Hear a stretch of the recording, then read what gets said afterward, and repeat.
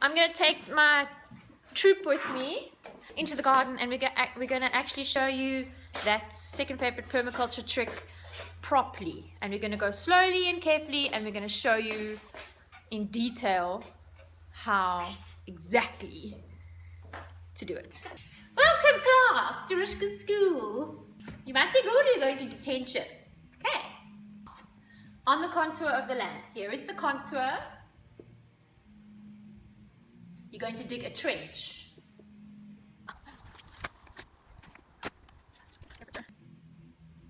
Okay, the trench is going to probably be about a spade length. Okay, so it's probably going to be about 70 centimeters wide enough to walk through comfortably and get a wheelbarrow through. We made wide enough for a wheelbarrow to fit through. You're going to dig the soil out and you're going to throw it onto the downhill side of the swale. When you're digging your trench, and if you're on a slight hill, we're on a slight hill, it's going downhill over here, you would take the soil for your raised bed and throw it on the downhill side of your trench, because when the water collects inside the swale, it seeps into the ground and it goes downhill. Okay, so I just wanted to show you inside the swale, we've put sticks and leaves. We just plonk them inside the swale. We walk on top of it. It's fine to walk on top of it.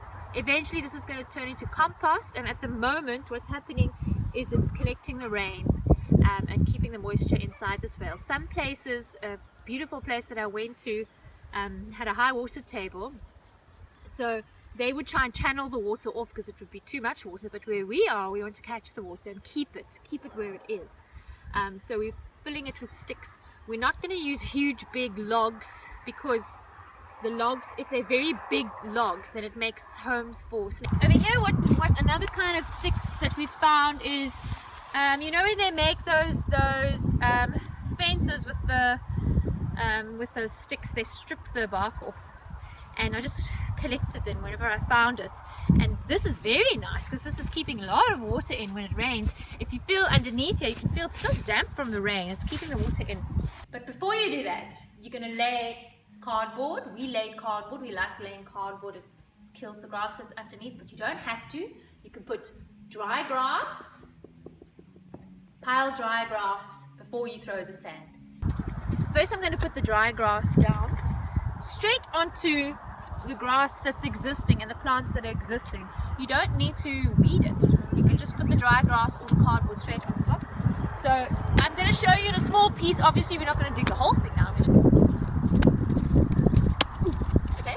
Then you're going to dig the sand out of the trench and you're going to throw it on top of the dry grass. It's quite back-breaking work. Luckily we have a beautiful guy on our farm.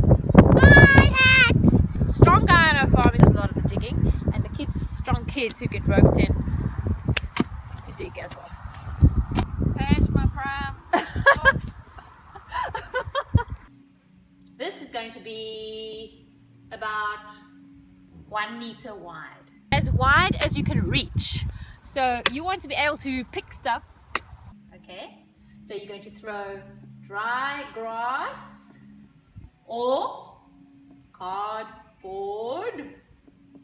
Okay, then you're going to throw the soil on top from the trench. You're going to dig it out of the trench, throw the soil on top. So from number 1, number 2 is soil. Here's my trench. Here's my other trench. And this is another thing, it's just cut grass that we've thrown inside here. This is going to make really nice compost. And what you can do for that is, you know, I mean, you get those lawn mowing services that cut people's grass. Just go to your neighbors when you see them having their grass cut and ask them just to dump it at your house, and then you've got mulch, because they have to go dump it anyway. Just make sure that they haven't sprayed Roundup on their garden or any other horrible pesticides. You don't want to bring that into your garden if it has, but you can collect lots of grass. Okay, you've got dry grass, you've got soil, then you're going to throw newspaper, put newspaper on top, a layer of newspaper. Okay, the newspaper is there and the cardboard at the bottom to kill the grass that wants to come through. Okay, so you're going to put a layer of newspaper also to just stop the weeds from coming through. Then on top of that, you're going to put compost, and you can make your own compost. I'm going to show you that 18-day compost So you can make your own, or you can just put dry horse manure on top. And then you're going to put another layer of mulch, dry grass. At the spinach, if you can look a little bit closer, here is the mulch that we put on top. So this is the dry grass. And then over here is, you can see it's compost. This is a layer of compost that's over here. And down at the bottom, this is the cardboard that we put in. So this is how much soil actually went on top. That's the cardboard. It's already disintegrating. It hasn't even been that long. And it's keeping the grass out. Soil, compost, mulch. You're going to keep piling mulch on. So as the stuff in the swale turns into compost, you can add and add and add and add on top.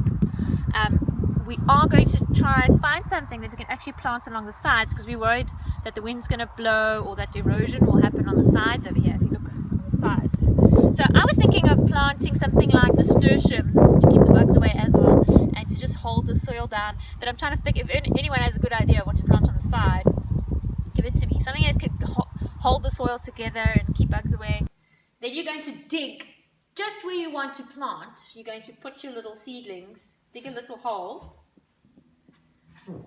shift away the compost and stick your seedling inside. If you do those paper cup seedlings, I'm going to show you on another video. It's so easy. You just dig a hole and you stick your paper cup inside the hole without disturbing the rest of the soil.